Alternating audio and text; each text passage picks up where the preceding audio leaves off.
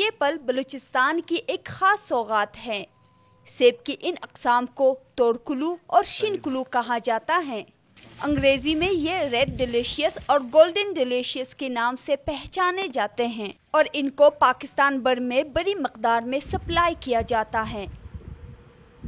بلوچستان کی ضلع پشین کے علاقے باغ کی یہ سرسبز باغات ایک دلکش منظر پیش کرتے ہیں، لیکن اس وقت یہاں کی سیب کی صنعت کو کئی مشکلات کا سامنا ہے۔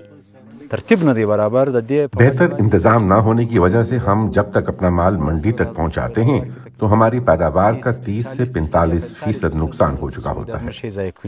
سیب کی فصل پکنے کے بعد کسان یہ سوچتا ہے کہ اب ان کی محنت رنگ لائے گی، مگر حقیقت اس کے برعکس ہے۔ ٹرانسپورٹ کی بڑھتے ہوئے کرائے اور منڈی تک کی رسائی کی مشکلات ان کے نقصان کو مزید بڑھا دیتے ہیں۔ پہلے منڈی تک کرایہ فی کریٹ 70 سے 80 روپے آتا تھا۔ اب اگر بڑی گاڑی میں یہ سیب روانہ کیے جائیں تو 300 روپے فی کریٹ آتا ہے، اور اگر گاڑی چھوٹی ہو تو فی کریٹ کرایہ تقریباً 450 سے 500 روپے ہو جاتا ہے۔ مقامی کاشتکار کہتے ہیں کہ صرف اخراجات ہی نہیں بلکہ امن و امان کی صورتحال بھی کسانوں کے لیے ایک بڑی رکاوٹ بن چکی ہے۔ ہماری گاڑیوں کو روک لیا جاتا ہے، مختصر سا فاصلہ بھی دنوں پر محیط ہو جاتا ہے، ہمارا مال راستے میں ہی خراب ہو جاتا ہے گرمی کی وجہ سے۔ اگرچہ اور بھی بہت سے مسئلے ہیں، لیکن یہ ہمارا سب سے بڑا مسئلہ ہے کہ ہمارا مال مارکیٹ تک بر وقت نہیں پہنچ پاتا۔ یہ رشتہ کسان اور ان کے باغات کے درمیان محض معاشی نہیں بلکہ جذباتی بھی ہیں۔ وہ اپنے درختوں کو واحد اثاثہ سمجھتے ہیں۔ جب ہم اپنے درختوں کو بری حالت میں دیکھتے ہیں، انہیں پیاسا دیکھتے ہیں یا انہیں بیمار دیکھتے ہیں تو ہمیں ایسا لگتا ہے جیسا کہ ہمارے اپنے بچے بیمار ہیں۔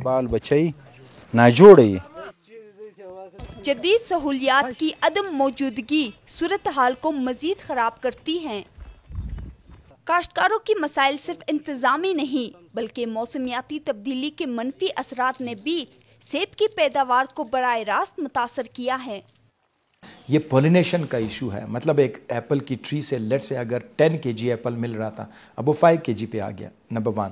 نمبر 2 یہ کہ ایپل میں کلریشن کا ایشو ہے۔ جو ریڈ ایپل ایک جس کا ٹیکنیکل نام از ریڈ ڈیلیشیس، وہ ریڈ ڈیلیشیس ہے، وہ تورکلو وہ نہیں رہا جو کہ ریڈ تھا، اب وہ آف بھی ریڈ نہیں رہا، مینز 25% اس میں کلریشن آتی ہے because of the climate change.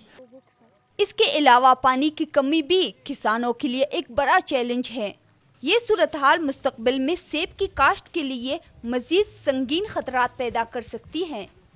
یہاں پہ واٹر سکیرسٹی آ گئی، پانی کی اتنی شدید قلت کہ یہاں پہ لوگ جو اس کو محسوس کر رہے ہیں کہ how we can grow apple, کیونکہ ایپل ہائی ڈیلٹا کراپ ہے، مینز زیادہ سے زیادہ پانی پہ گرو ہو رہا ہے۔